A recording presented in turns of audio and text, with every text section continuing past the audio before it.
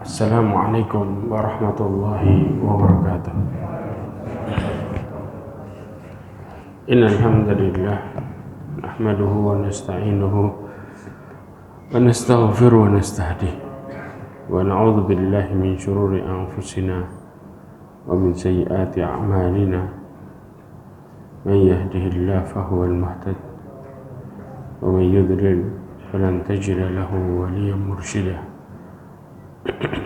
Asyhadu an la ilaha illallah wahdahu la syarika lah wa asyhadu anna Muhammadan abduhu wa rasuluh. Qala Allah ta'ala fi kitabihil karim. A'udzu billahi minasyaitonir rajim. Ya ayyuhalladzina amanu ittaqullaha haqqa tuqatih wa la tamutunna illa wa antum muslimun. Ya ayyuhalladzina amanu ittaqullaha wa qulu qawlan sadida يصلح لكم أعمالكم ويغفر لكم ذنوبكم ومن يطع الله ورسوله فقد فاز فوزا عظيما. أما بعد، معاشر المؤمنين rahimani wa rahimakumullah. Alhamdulillah, kita bersyukur kepada Allah Azza wa Jalla dengan segala kenikmatan yang Allah berikan kepada kita semua.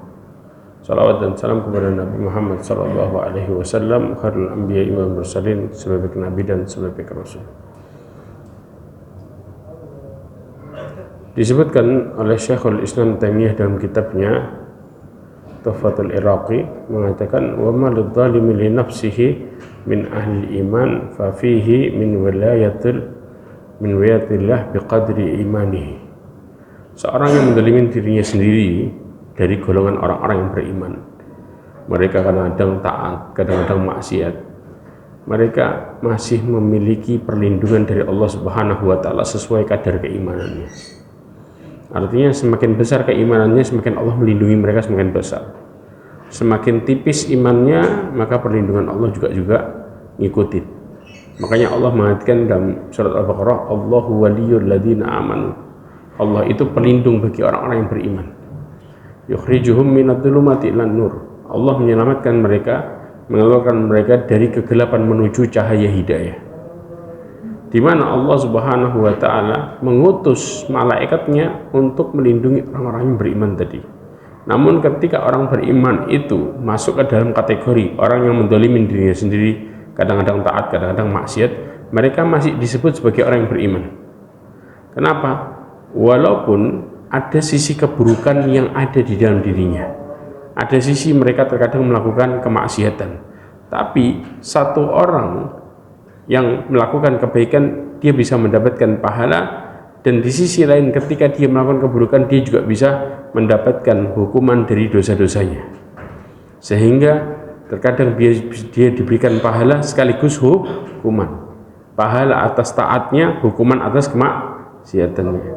Maka dari sini menunjukkan ya ikhwah bahwa Allah Subhanahu wa taala selama orang memiliki keimanan, Allah akan selamatkan dia dari neraka ketika dia masuk ke dalam neraka. Masuk ke dalamnya dan bukan dalam waktu yang selamanya, selama masih memiliki keimanan. Tapi begitu seseorang punya ketaatan yang sangat luar biasa, kemudian mereka jatuh ke dalam kesyirikan, maka Allah tidak akan pernah selamatkan mereka selamanya. Jadi yang membuat seseorang kekal di neraka hanya satu perkara, yaitu syirik. Makanya ikhwah, hati-hati dalam hidup ini. Jangan pernah kita melakukan hal-hal yang dimana Allah Subhanahu wa taala begitu benci sama kita. Dan orang yang paling dibenci oleh Allah dalam kehidupan ini adalah musyrik. Sebagaimana Nabi SAW pernah ditanya oleh seorang sahabat, wahai Rasulullah, apa dosa ayudan bin a'zam, dosa yang paling besar, yang dimana Allah paling benci? Kata Rasulullah SAW, anta ja'alul lillahi niddan wa huwa khalaqaka. Engkau menjadikan Allah sebagai sekutu, engkau menyekutukan Allah Subhanahu wa taala sedangkan dia satu-satunya yang menciptakan dirimu. Makanya Nabi SAW menjelaskan, ada dalam hadis dari Abi Sa'id Al-Khudri radhiyallahu anhu, yang dimana nanti ketika seseorang mukmin lepas dari melewati sirat, mereka berhasil masuk ke dalam surga, maka yang mereka ingat adalah teman-temannya, keluarganya. Kata Nabi SAW dalam hadis Imam Muslim, dan juga ada lagi diriwayatkan juga oleh Imam Ahmad, hatta idza khalasal mu'minuna minan nar, sampai ketika seorang mukmin tadi mereka berhasil lepas dari neraka, mereka berhasil melewati neraka dan mereka selamat darinya, dan kemudian masuk surga. Kemudian kata Rasulullah, fawalladzi nafsi biyadihi, demi jiwaku yang berada di tangannya, ma minkum min ahadin bi asyaddi munasyadatan lillahi fi istiqsa'a al-haqqi minal mu'minina lillahi yaumal qiyamah li ikhwanihim alladzina finnar.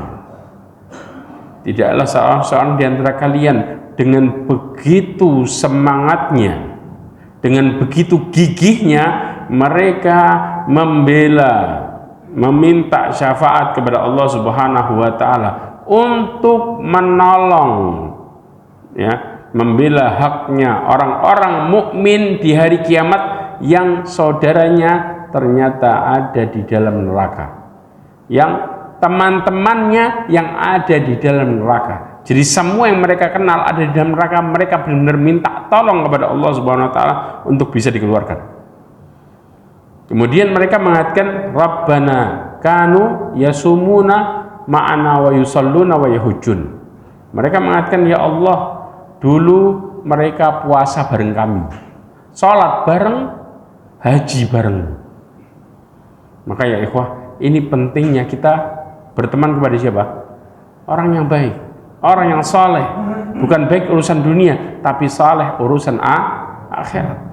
Kemudian setelah itu Allah SWT memerintahkan kepada mereka untuk mengeluarkan dari neraka yang dikenal. Akhriju man araftum, keluarkan dari neraka yang kalian kenal. Kira-kira cara ngeluarinnya gimana? Ada yang tahu?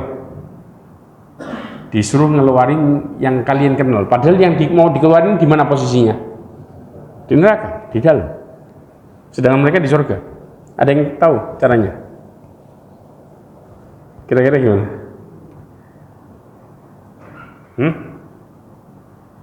Apakah kemudian dipanggil? Enggak. Hah? Turun sama malaikat. Apakah turun sama malaikat? Wallahu a'lam. Tahu apa yang terjadi? Mereka masuk ke neraka.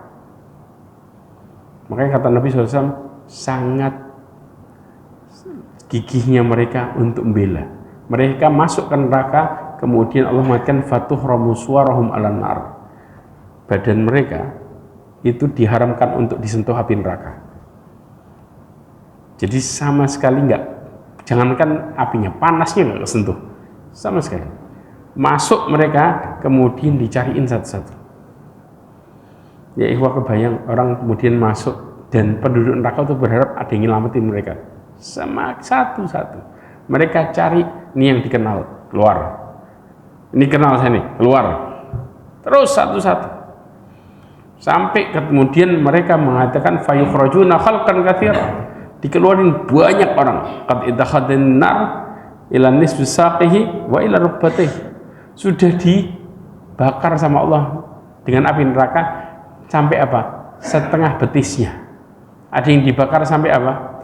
Sampai lututnya.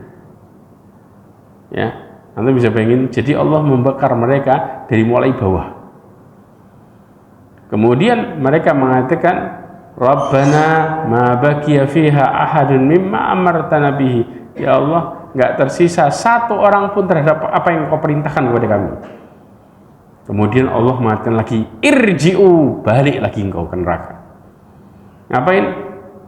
Dikatakan, faman wajadtum fi qalbihi mithqala dinar min khairin fa akhrijuh.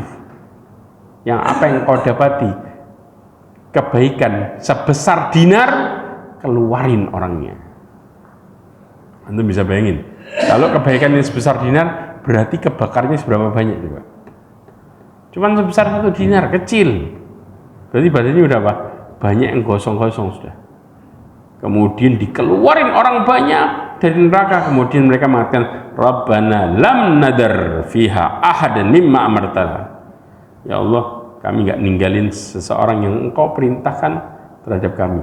Satu pun, dikeluarin semuanya. Kemudian Allah mengatakan lagi, irji'u, balik lagi engkau ke neraka.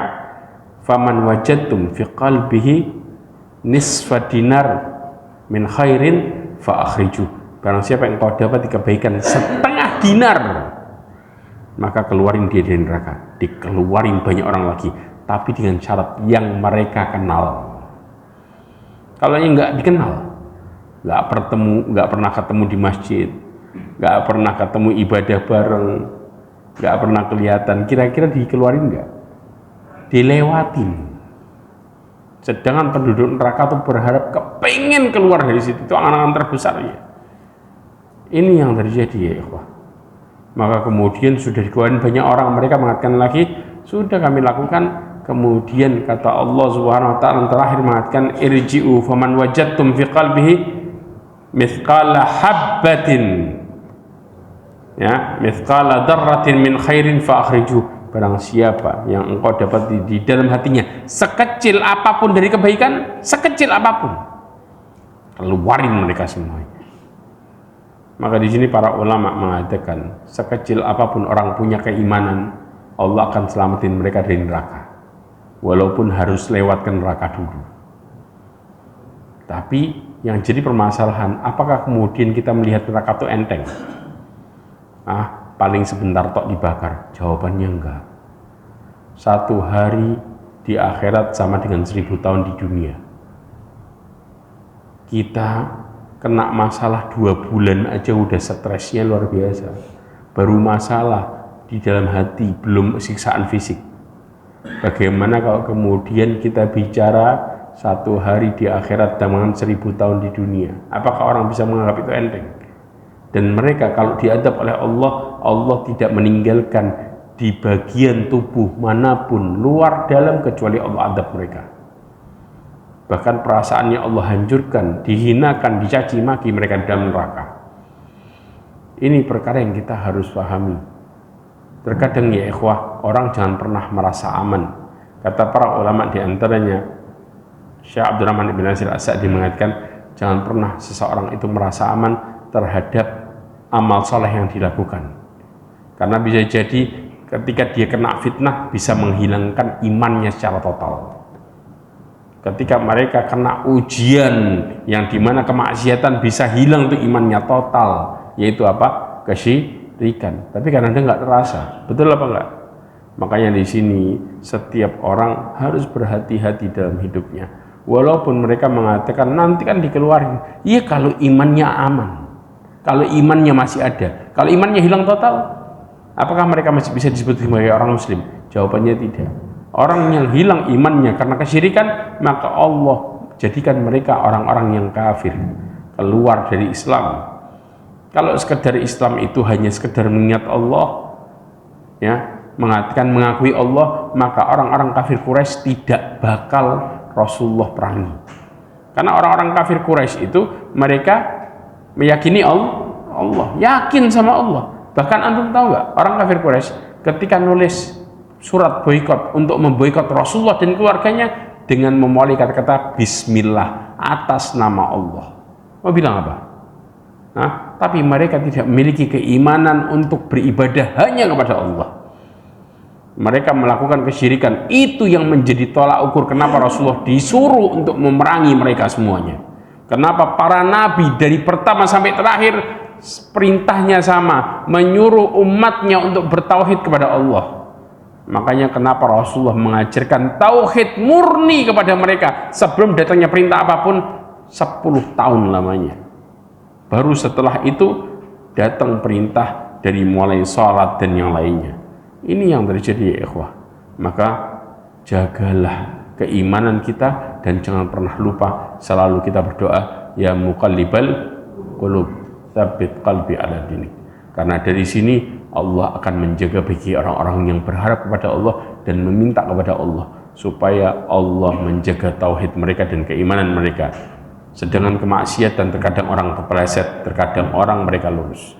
Tapi Allah memaafkan bagi mereka yang selalu kembali kepada Allah Subhanahu wa ta'ala dan selalu memperbaiki urusannya terhadap sesama manusia. Wallahu a'lam bishawab. Subhanakallahumma wa bihamdika asyhadu an la ilaha illa anta astaghfiruka wa atubu ilaik. Wa akhiru da'wana alhamdulillah. Assalamualaikum warahmatullahi wabarakatuh.